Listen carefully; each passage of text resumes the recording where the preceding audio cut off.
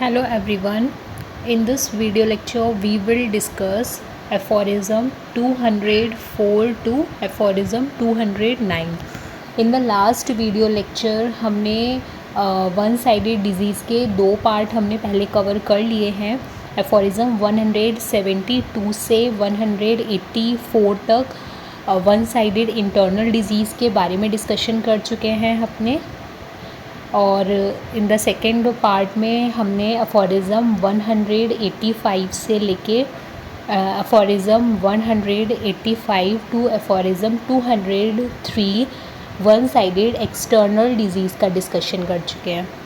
इस लेक्चर में हम अफोरिज़म 204 से लेके 209 अफोरिज़म को डिस्कस करेंगे, जहाँ पे क्रॉनिक डिजीज़ के बारे में बताया गया है. ठीक है.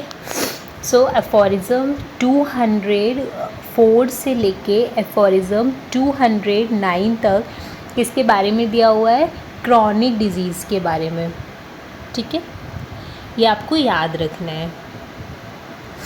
सो एफोरिज़म 204 में क्या दिया हुआ है? एफोरिज़म 204 को सबसे पहले समझते हैं. एफोरिज़म 204 में बताया गया है कि जितनी भी क्रॉनिक डिजीज़ होती हैं, ठीक है, चाहे वो सोरा हो या फिर सिफिलिस हो या फिर साइकोसिस होता है ना, जितनी भी क्रॉनिक डिजीज़ होती है एक्सेप्ट इनएप्रोप्रिएट क्रॉनिक डिजीज़ या फिर मेडिसिनल डिजीज़, इन दोनों के अलावा जितनी भी क्रॉनिक डिजीज़ होती है वो कैसे अराइज होती हैं? They are result from development of miasm. ठीक है, they are the result of development of 3 chronic miasm. कौन कौन सी क्रॉनिक मियाज होते हैं? सोरा होता है, सिफिलिस होता है और साइकोसिस होता है. ठीक है, तो एफोरिज़म 204 में क्या दिया है कि जितनी भी क्रॉनिक डिजीज़ होती हैं except inappropriate chronic disease and medicinal disease, जितनी भी क्रॉनिक डिजीज़ हैं they are result from the development of 3 chronic miasm. और 3 क्रॉनिक मियाज कौन कौन से होते हैं? Psora, syphilis and sycosis. ठीक है. The cure of these 3 chronic miasm, इन 3 क्रॉनिक मियाज का जो क्योर है it takes place by the internal homeopathic medicine suited for each of them without employing a tropical remedies for their external symptom. So basically aphorism 204 में ये बोला गया है कि जितनी भी क्रॉनिक डिजीज़ होती हैं except inappropriate chronic disease and medicinal disease, जितनी भी क्रॉनिक डिजीज़ होती हैं वो कैसे अराइज होती हैं? Due to the miasm. कौन कौन से मियाज्म होते हैं? Psora, syphilis and साइकोसिस. इन मियाज्म के कारण क्रॉनिक डिजीज़ का डेवलपमेंट होता है. तो अब अगर क्रॉनिक डिजीज़ हो गई मियाज्म के कारण तो उसका हम ट्रीटमेंट कैसे करेंगे? सो ट्रीटमेंट पे हमें क्या करना है? हमको ट्रीटमेंट में हमेशा इंटरनल रेमेडी मेडिसिन देनी है. ठीक है, हमें हमेशा क्या करना है? इंटरनल मेडिसिन देनी है. हमें कभी भी अगर कभी भी ऐसा हो रहा है कि इंटरनल डिजीज़ के कारण अगर कोई भी एक्सटर्नल मैनिफेस्टेशन हो रहा है, एक्सटर्नल कोई सिम्टम आ रहे हैं, तो हमेशा पेशेंट को क्या करना है? इंटरनल रेमेडी देनी है. ओके, हमको कोई भी टॉपिकल एप्लीकेशन, कोई भी एक्सटर्नल मेडिसिन को नहीं देना है. नेक्स्ट हम अफोरिज़म 205 की बात करेंगे. एफोरिज़म 205 में बेसिकली क्या दिया है कि क्रॉनिक डिजीज़ की कंडीशन में जो होम्योपैथिक फिजिशियन होते हैं, होम्योपैथिक फिजिशियन जो होते हैं वो कभी भी never treat these primary symptom और the secondary affection of the chronic miasm by the local remedy. So aphorism 205 में क्या बताया गया? 204 में क्या था कि जितनी भी क्रॉनिक डिजीज़ होती हैं वो क्रॉनिक मियाज्म के कारण होती हैं और उनका ट्रीटमेंट हमें क्या करना है? हमको इंटरनल होम्योपैथिक मेडिसिन देनी है. हमें कोई भी एक्सटर्नल एप्लीकेशन नहीं करना है. एफोरिज़म 205 में ये बताया गया है कि जो भी हमारे पास में क्रॉनिक डिजीज़ होती हैं, चाहे वो प्राइमरी हो या फिर सेकेंडरी हो, सारी की सारी क्रॉनिक डिजीज़ में हमें कोई भी लोकल मेलेडी नहीं देनी है, मतलब कोई भी हमें एक्सटर्नल एप्लीकेशन का यूज़ नहीं करना है, हमें हमेशा क्या करना है, इंटरनल मेडिसिन को ही देना है। ठीक है, फिर इसके फुटनोट में बताया गया है कि जो भी हमारे पास में जैसे क्रॉनिक डिजीज़ है तो इसके अफॉर्जम 205 का फुटनोट क्या बोलता है कि अगर पेशेंट में कैंसर है, कहाँ का, लिप का या फिर फेस का कैंसर है, ठीक है, तो उस कंडीशन पे एक्चुअली क्या है, कैंसर ऑफ लिप और face, it is the product of highly developed psora. और जो प्रोडक्ट है हाईली डेवलप्ड सोरा का, वो बेसिकली ठीक कैसे होगा, सपोज़ अगर किसी ने क्या किया, आर्सेनिकल रेमेडी देके, आर्सेनिकल जो एप्लीकेशन है उसको देके लोकली हमने दिया, तो पेशेंट में क्या होगा कि आर्सेनिकल फेरिक में अगर उससे हमने लोकल इन कैंसर और उसमें लगा लिया, ठीक है, तो क्या होगा, जो डिज़ीज़ का है वो इंटरनल ट्रांसमिशन हो जाएगा, जिसको मेटासिमैटिज्म बोलते हैं।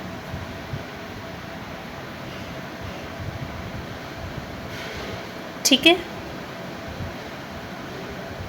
ओके, मेटासिमैटिज्म।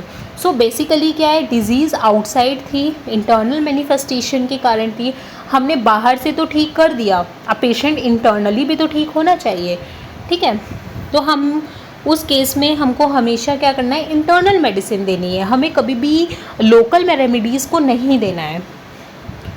तो यही दिया है। अफॉर्जम 205 में क्या है, the homeopathic physician never treat this primary symptom और the secondary affection of the chronic miasm by the local मेलेडीज़।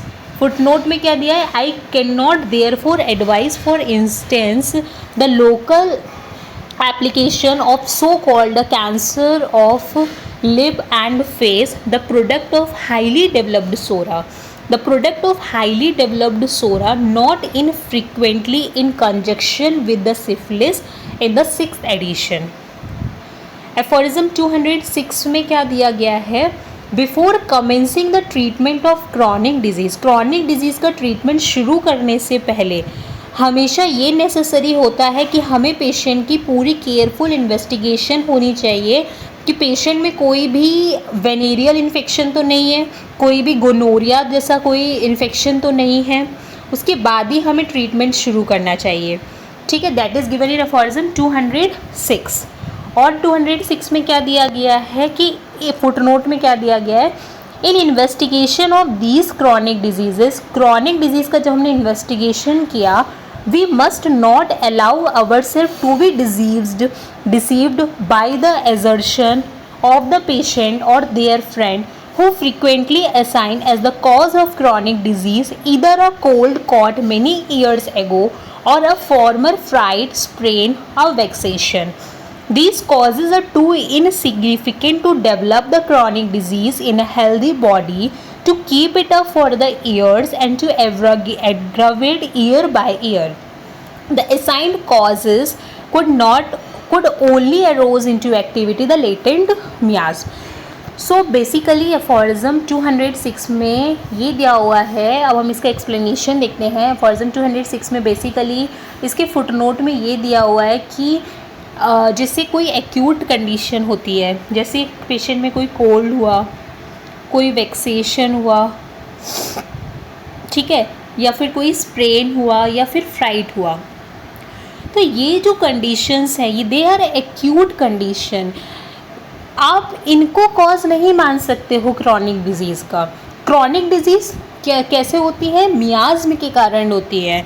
ठीक है, आप इन एक्यूट कंडीशन को, कोल्ड हो गया, वैक्सेशन हो गया, स्प्रेन हो गया, ये जो कंडीशंस हैं ये केवल और केवल लेटेंट सोरा या फिर लेटेंट मियाज्म को एरोज कर सकती हैं।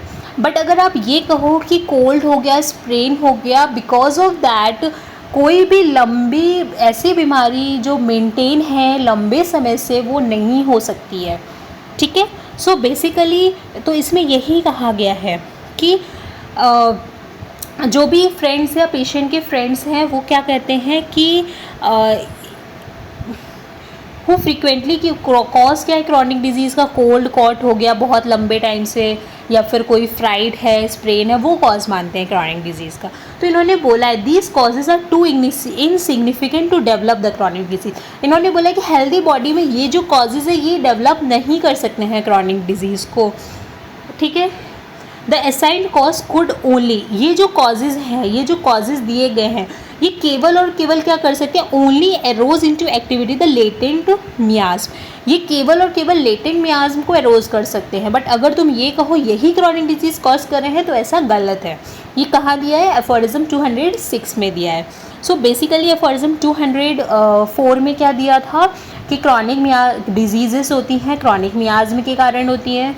205 में क्या दिया था कि जो भी क्रॉनिक डिजीज़ेज़ हो रही हैं उनमें हमें क्या करना है, कोई भी एक्सटर्नल एप्लीकेशन नहीं देना है, हमें हमेशा इंटरनल मेडिसिन देनी है, हमें लोकल मेलोडीज़ को नहीं देना है।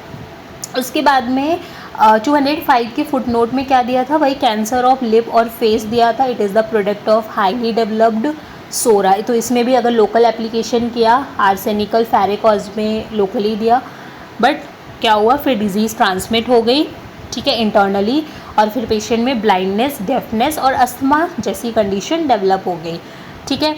उसके बाद में अफोरिज्म 205 के बाद में 206 में क्या दिया था कि क्रॉनिक डिजीज़ की कंडीशन में हमें ट्रीटमेंट स्टार्ट करने से पहले हमें सारे पास्ट हिस्ट्री पूछ लेनी चाहिए, कोई वेनेरियल डिजीज़ तो नहीं है, कोई गोनोरियल डिजीज़ तो नहीं है पेशेंट में।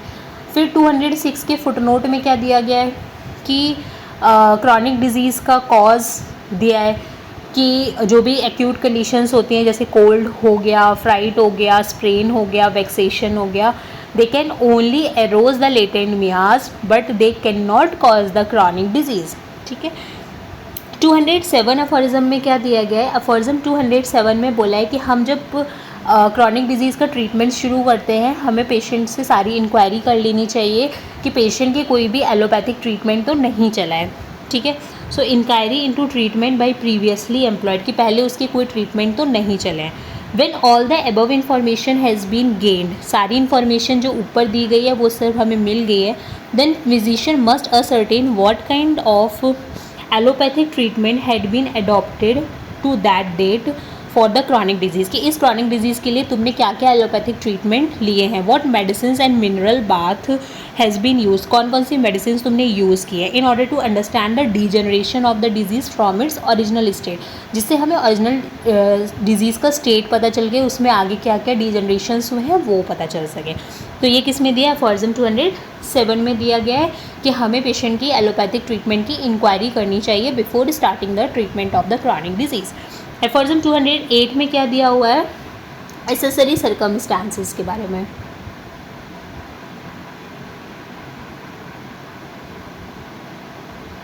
जो एसेसरी सर्कमस्टांसेस है बेसिकली अफोरिज्म किस किस में दिया हुआ है, 5 हो गया, अफोरिज्म 7, अफोरिज्म 18 एंड अफोरिज्म 81, ठीक है। अगर फुटनोट की बात करेंगे तो footnote 94, footnote 208 and footnote 252। So aphorism 208 में क्या दिया गया है, the age of the patient, his mode of living, diet, his occupation, his domestic position, his social relation and so forth must be taken into consideration in order to ascertain whether these things favor or hinder the treatment.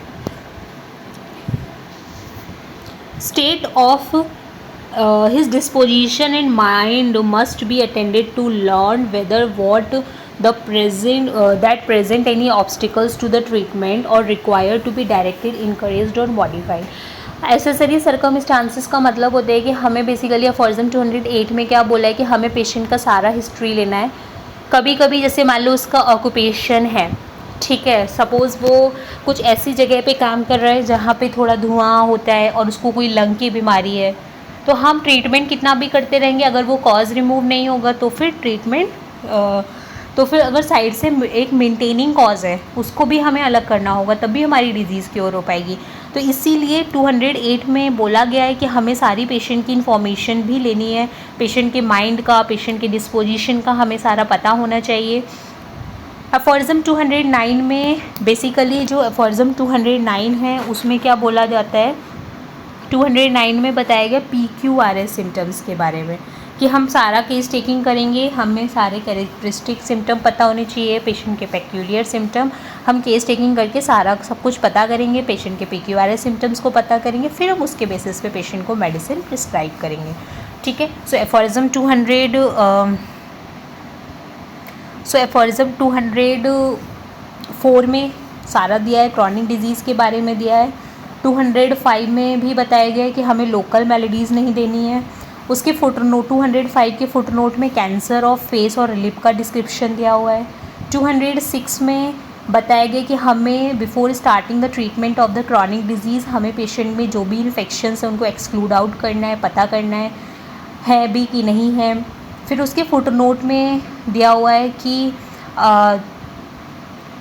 जो भी chronic disease होती हैं उनका ये जो freight sprain है ये सब केवल और केवल लेटेंट सोमियाज्म को एरोज कर सकती हैं, ये क्रॉनिक डिजीज़ को मेंटेन लंबे टाइम तक नहीं कर सकती हैं। ठीक है, जिससे किसी की उससे क्रॉनिक डिजीज़ हो। उसके बाद में 207 में हमें इंक्वायरी करनी है कि पेशेंट का कोई एलोपैथिक ट्रीटमेंट तो नहीं चला है। 208 इज़ द एसेसरी सर्कमस्टांसेस। 209 में PQRS सिम्टम के बारे में बताया गया है कि कोई पेक्यूलियर कैरेक्टरिस्टिक सिम्टम होगा, उसके बेसिस पे हम मेडिसिन को प्रिस्क्राइब करेंगे। ठीक है। सो 204 से 209 तक क्या दिया है, क्रॉनिक डिजीज़ के बारे में दिया हुआ है। Thank you.